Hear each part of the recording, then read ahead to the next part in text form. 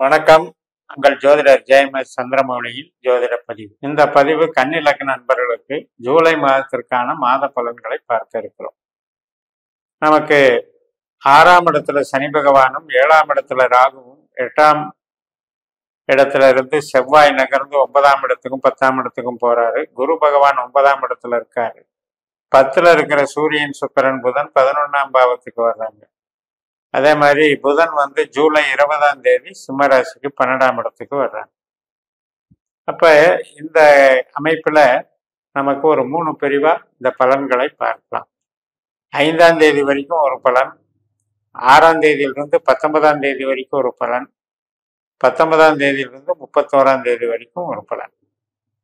அதாவது சூரியனுடைய ஆதிக்க பலம். இப்ப நமக்கு 10ஆம் இடத்துல 3 கிரகங்கள் சூரியன் சுக்கிரன் புதன் இதெல்லாம் நகர்வது அப்படிங்கிறது ஒரு பாசிட்டிவ் தான்.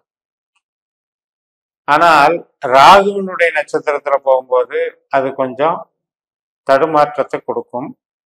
அதுக்கப்புறம் குரு நட்சத்திரத்துக்கு வரும்போது நன்மையை கொடுக்கும். அதுல சிறப்புகள் இருக்கும்.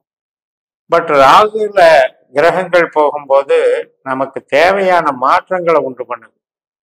எப்படி ஒரு மழை பொழிஞ்சு இடி இடிச்சு ஒரு பெரிய காற்று அதெல்லாம் செட்டான பிறகு அதுல தாவரங்கள் முளைக்கிறதோ பிழைக்கிறதோ அது மாதிரியான ஒரு நன்மைகள் நடக்கும். அதனால அந்த திருவாதிரை என்பது சூரியனுடைய அதிதேவதையான ருத்ரனுடைய நட்சத்திரம், சிவனுடைய நட்சத்திரம். அந்த நட்சத்திரத்தின் வழியாக நமக்கு இதெல்லாம் போகும்போது இந்த மாற்றங்கள் நமக்கு நன்மையான மாற்றங்களை தருவதற்கு சில ஒரு பரிசோதனை முயற்சிகள் மேற்கொள்ளும். காற்று மழை இடி அப்படிங்கிறது வர்ற மாதிரி அதுதான் நல்லது பண்ணும்.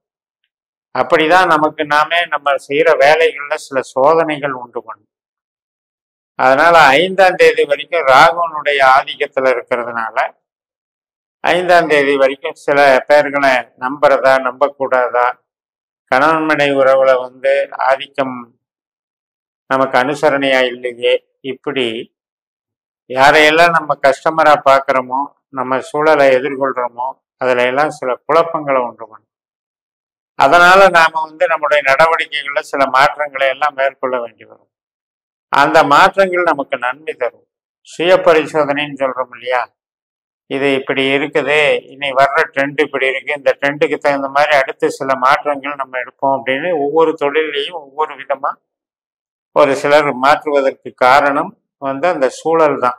அந்த சூழல் மாறுகிறது, அந்த பருவகாலம் மாறுகிறதுங்கிற மாதிரி நம்ம கணக்கில் இருக்கு.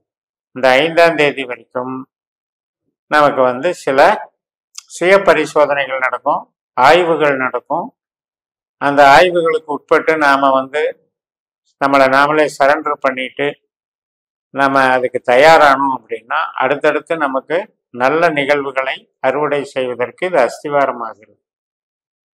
6ஆம் தேதியிலிருந்து 19ஆம் தேதி வரைக்கும் உள்ள அந்த 13 நாட்கள்ல நமக்கு நல்ல இறைவனுடைய அனுகிரகம் கிடைக்கும்.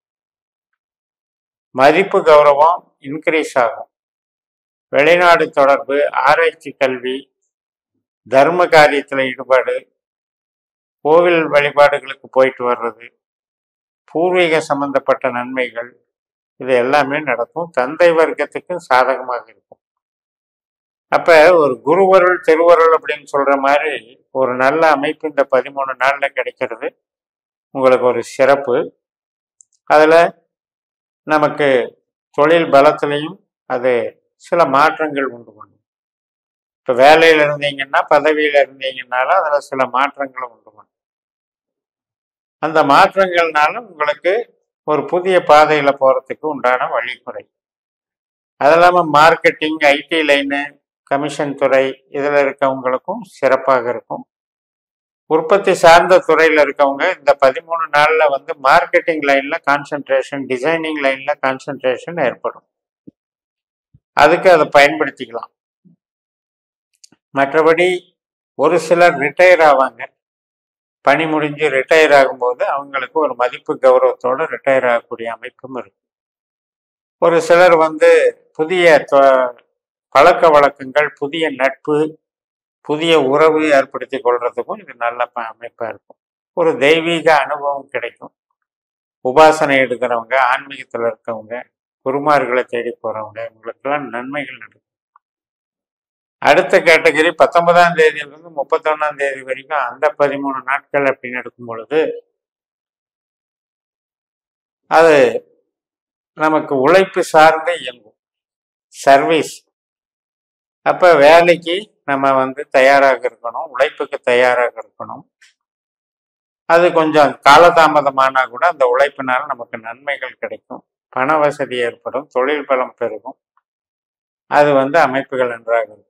ஆனா உறவுகள் சார்ந்த விஷயத்துக்கு, இப்ப தகப்பன் மகன் உறவு மற்றும் கணவன் மனைவி உறவு, வீட்டில் வந்து பெற்றோர்கள் சார்ந்த குடும்ப உறுப்பினர்கள் சார்ந்த உறவுகள், இதுல எல்லாம் கொஞ்சம் மனக்கசப்புகள் ஏற்படும். அதாவது பட்டும் படாமல் வைக்கிறது நல்லது. அதிகமாக பேசும்போது, அதிகமாக எதிர்பார்க்கும் போது அதுல சில ஏமாற்றங்களும் சஞ்சலங்களும் ஏற்படுங்கிறதுனால முடிஞ்ச அளவு அதை கரெக்ட் பண்ணிட்டு போயிட்டோம்னா வேலையில கான்சென்ட்ரேட் பண்ண நம்மளுக்கு பண விருத்தி நல்லா இருக்கும்.